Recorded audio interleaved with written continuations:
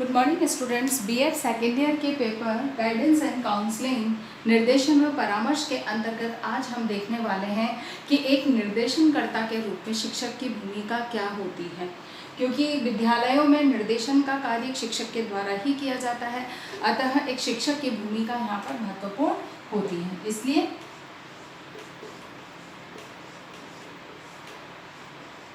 शिक्षक की भूमिका, इस चीज को हमें समझना है। तो एक निर्देशनकर्ता के रूप में शिक्षक अपनी भूमिका किस तरह से निभा सकता है या उसे किन बातों के आधार पर निर्देशन कार्य करना है। इसमें सबसे पहला है छात्रों के विकास में सहायक।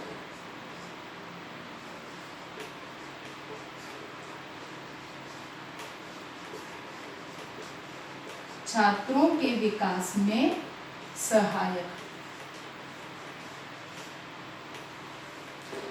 शिक्षक का जो है सबसे पहली भूमिका होती है कि वह निर्देशन का कार्य इस दृष्टिकोण से करे, इस बात को ध्यान में रखकर करे कि उसे छात्रों का विकास में भागीदारी या उसको सही मार्गदर्शन देना है, जिससे कि बालक का सही विकास हो सके। क्योंकि शिक्षा का मूल उद्देश्य क्या है? बालक का सर्वांगीण विकास। शिक्षा के विभिन्न एजेंसियों में अगर हम देखें या विभिन्न स्रोतों में देखते हैं तो शिक्षक एक महत्वपूर्ण मानवीय संसाधन है। तो बालक के विकास में उसकी भी भूमिका महत्वपूर्ण होती है। इसीलिए शिक्षक अपनी समस्त क्रियाकलाप जो भी हैं वो इस आधार पर निर्धारित करता है, चाहे शैक्षिक गतिविधियां हैं, जैसा शैक्षिक गतिविधियां हैं या अन्य किसी प्रकार का, वो इस आधार पर निर्धारित करता है कि बालक के विकास के जितने भी आवश्यक साधन हैं या उसकी सूचनाएं हैं वो बालक तक आसानी से सुगमता से पहुंचाई जा सके या उसको सही मार्गदर्शन प्रदान किया जा सके। इसीलिए शिक्षक की जो पहली भूमिका है वो अपना कार्य एक बालक के विकास में एक भागीदार के रूप में अपनी भूमिका को निभाता है। दूसरी बात यहाँ पर आती है बालकों की कमजोरियों को इस तरह अनुकूल निर्देशन।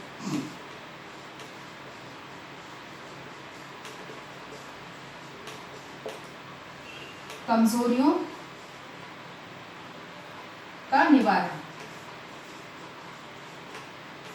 यानी कि शिक्षक की जो अगली भूमिका है या अगला जो कार्य इसमें होता है वह होता है बालक की कमजोरियां जो हैं किस तरह की है, उन पहले कमजोरियों को समझना, उन कमजोरियों के स्तर को समझना कि सामान्य कमजोरी है या वास्तव में बहुत गंभीर समस्या है, वो उसके अनुकूल अपनी पूरी जो योजना को तैयार करता है और फिर बालक को उसी के अनुकूल निर्देशन प्रदान करने का कार्य करता है। अर्थात कि एक शिक्षक जो है वो बालक की कमजोरियों का पता लगाता है, कमजोरियों के स्तर को, उसकी गंभीरता या सरलता को समझ पाता है और उसके आधार पर फिर उसे निर्देशन का कार्य करता है या उसे निर्देशन प्रदान करता है। क्योंकि कमजोरियों के स्तर को जाने बिना हम निर्देशन नहीं दे सकते, क्योंकि कितनी गंभीर है। हम कैजुअल ले रहे हैं, हम सामान्य ले रहे हैं और हम बालक को केवल कैजुअली उसको निर्देशन प्रदान कर रहे हैं, लेकिन वास्तविकता यह है कि उसको उस विषय, उस तथ्य या उस कार्य को लेकर गंभीर समस्या है,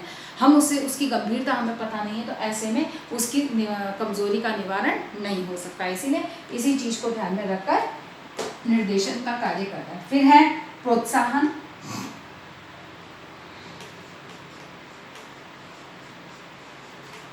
प्रोत्साहित करना, क्योंकि बिना प्रोत्साहन के बालक किसी भी कार्य को बहुत कहना चाहिए कि बहुत सफलतापूर्वक नहीं कर पाता। उसे जो भी कार्य उसने किया उसके लिए उसे प्रोत्साहन की आवश्यकता होती ही, उसे एक तरह से कहा जाए कि मोटिवेशन की आवश्यकता होती है। तो शिक्षक की अगली भूमिका है कि बालक को निरंतर आवश्यकता के अनुसार प्रोत्साहन प्रदान करें। उसके बाद में है सही दिशा दिखाना। सही दिशा दिखाना। अगला जो कार्य है वह है सही दिशा दिखाना, कि बालक को सही मार्ग दिखाना कि उसके लिए क्या अच्छा है, उसकी योग्यता क्या है, उसकी क्षमता क्या है, उसकी रुचि किसमें है और उसके अनुकूल उसे किस तरह का कार्य करना है। यानी कि उसे सही मार्ग दिखाना जिस पर आगे चलकर बालक का जो है सही और उचित विकास संभव हो सके। अगला है सूचनाएं एकत्रित करना।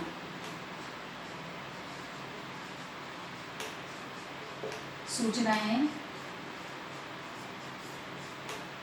एकत्रित करना। निर्देशन के लिए आवश्यक है कि जिस भी क्षेत्र में निर्देशन करना है तो उसमें सही सूचनाएं अध्यापक के पास होनी चाहिए। जैसे कि बालक की किसी विषयगत समस्या के निवारण के लिए उसको निर्देशन करना है, तो उसकी उस विषयगत समस्या क्या है उसकी सही सूचनाएं उसके पास होनी चाहिए। समस्या के पीछे के कारण क्या है उसकी भी उसे जानकारी होनी चाहिए, तभी वह सही निर्देशन प्रदान कर सकता है। इसीलिए निर्देशन के लिए बहुत अनिवार्य है। जैसे व्यवसाय के चयन में बालक की सहयोग करना है, तो शिक्षक को व्यवसाय से संबंधित सभी सूचनाएं उसके पास होनी चाहिए, यानी कि उसे सारी सूचनाएं उसको पता होनी चाहिए कि उस व्यवसाय में किस तरह की योग्यता की आवश्यकता, उसकी कार्य परिस्थितियां क्या है, उसमें किस तरह के वातावरण है, उसका वेतनमान क्या है, उसमें अन्य भत्ते क्या है, मतलब सारी सूचनाएं उसके पास होनी चाहिए, तभी वह सही निर्देशन प्रदान कर सकता है। इसीलिए सूचनाओं को एकत्रित करना का उसकी एक महत्वपूर्ण भूमिका है। फिर बाद में है समस्याओं के कारणों का निदान।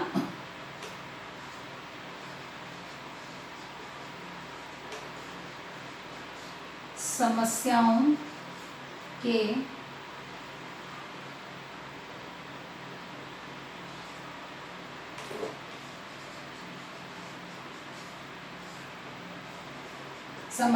के कारणों का निदान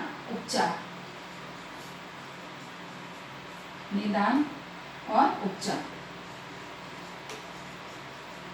यानी कि सबसे पहले अनिवार्य है कि समस्याओं के कारणों का पता लगाने के बाद उसका उपचार करना कि वास्तव में समस्या क्या है, उसके कारण क्या हैं, वो किस वजह से और कहाँ से उत्पन्न हो रहे हैं, मूल जो बात है उसका पता लगाने के बाद उसका उपचार करना कि उस समस्या का निदान कैसे हो सकता है या वह किस तरह से हल की जा सकती है, उसके लिए उपचार करना। उसके बाद में है व्यक्तिगत मार्गदर्शन।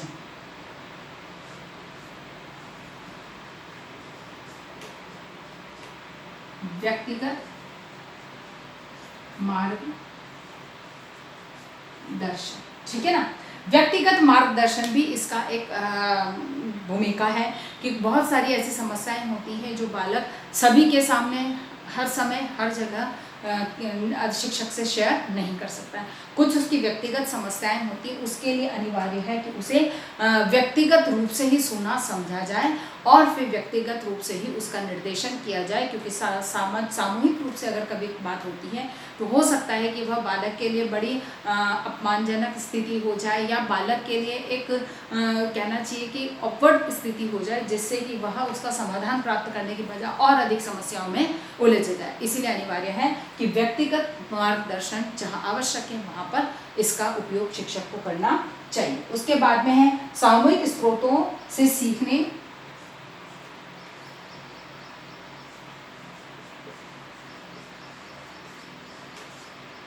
सामूहिक स्रोतों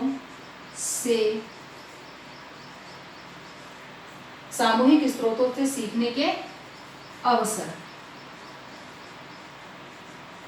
यानी कि सामूहिक रूप से जो स्रोत उपलब्ध हैं, या यूँ कहा जाए कि एक जो सामान्य जो स्रोत होते हैं जिनके माध्यम, जैसे सामुदायिक संसाधन हैं, ये भी अधिगम के एक बहुत महत्वपूर्ण स्रोत हैं। तो इनसे बालक अधिगम कैसे कर सकता है, ये सीख कैसे सकता है, इसके लिए उचित मार्गदर्शन प्रदान करने का कार्य शिक्षक का होता है। यानी कि शिक्षक को सामूहिक स्रोतों से सीखा कैसे जा सकता है, किस तरह से उनका उपयोग कर सकता है, उनके माध्यम से अधिगम कर सकता है, उनका लाभ उठा सकता है, लाभ प्राप्त कर सकता है, इसकी जानकारी उसे प्रदान की जाती है। फिर है व्यक्तिगत निर्देशक के रूप में,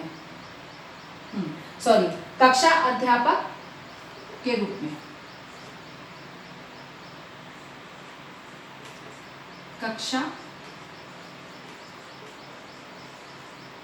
कक्षा अध्यापक के रूप में भी अध्यापक को निर्देशन का कार्य करना होता है, और अधिकांश जो जिम्मेदारी होती है वो इसी की होती है कि कक्षा अध्यापक के रूप में वह किस तरह से कार्य करे, और सामूहिक संपूर्ण कक्षा को के निर्देशन का उत्तरदायित्व इसी पे होता है। इसलिए एक कक्षा अध्यापक की तरह उसे किस तरह का निर्देशन देना है, किस तरह की सूचनाएं उसके पास होनी चाहिए, उसको किस तरह से निर्देशन देना है, इसकी एक महत्वपूर्ण भूमिका होती है जिसे इसे निभाना है।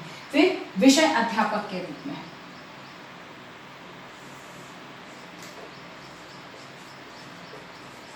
विषय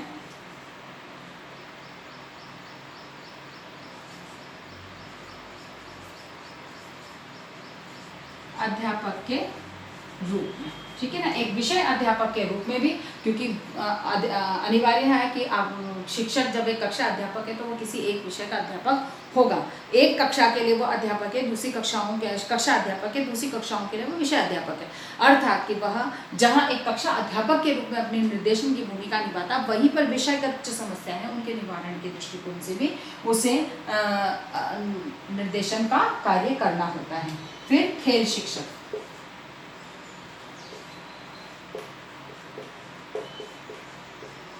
खेल शिक्षक यानी कि खेल संबंधी जो बालक की अपनी समस्या है, बालक को कई बार अपने खेल की संबंधी योग्यताओं का पता नहीं होता, रुचि का ध्यान नहीं होता है, तो उस तरफ उसका ध्यान आकर्षित करना, उसमें उसको आगे बढ़ने के लिए आवश्यक प्रशिक्षण प्रदान करना, प्रशिक्षण के लिए कौन से स्रोत साधन हैं जहाँ से वो अच्छा प्रशिक्षण प्राप्त कर सकता है, उसे किस किस साधनों की जरूरत है, एक उचित निर्देशन का कार्य शिक्षक कर सकता है। फिर बाद में एक प्रशासक,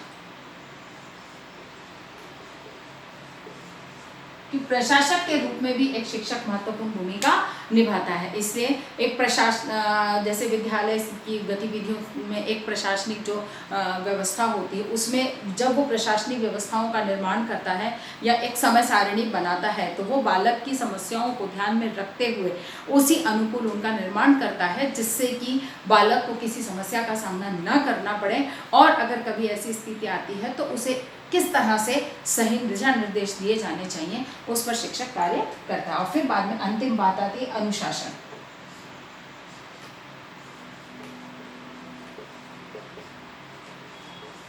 अनुशासन के लिए भी अनुशासन, क्योंकि अधिकांश रूप से ये कहा जाता है कि स्व अनुशासन की प्रवृत्ति बालकों में होनी चाहिए, अर्थात इस बालक को इस तरह से निर्देशन प्रदान किया जाए कि वह अनुशासन की जो समस्या है उनसे दूर हो सके या उनका निवारण हो सके। इसीलिए एक शिक्षक जो है महत्वपूर्ण भूमिका, एक निर्देशनकर्ता के रूप में उसे महत्वपूर्ण भूमिका निभानी होती है, जिसको कि हमने अभी देखा। इसी आधार पर आपको प्रश्न करना है।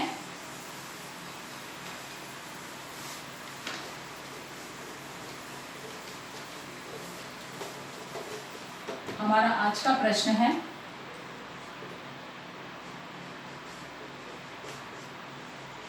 निर्देशन कर्ता के रूप में शिक्षक की भूमिका को स्पष्ट कीजिए। ठीक है, अपनी बात को समाप्त करने से पहले कोविड-19 की इस महामारी के दौर में अपने आप को सुरक्षित रखें। बहुत अधिक आवश्यकता होने पर ही घर से निकले। घर से बाहर निकल रहे हैं तो पहली बात तो जो सरकारी गाइडलाइन है उसका पालन करें, घर से बाहर निकले ही नहीं, और निकलना भी अगर पड़ता है तो मुंह पर मास्क लगाएं, सोशल डिस्टेंसिंग का पालन करें और अपने हाथों को सैनिटाइज करते रहें। स्वस्थ रहें, सुरक्षित रहें। धन्यवाद।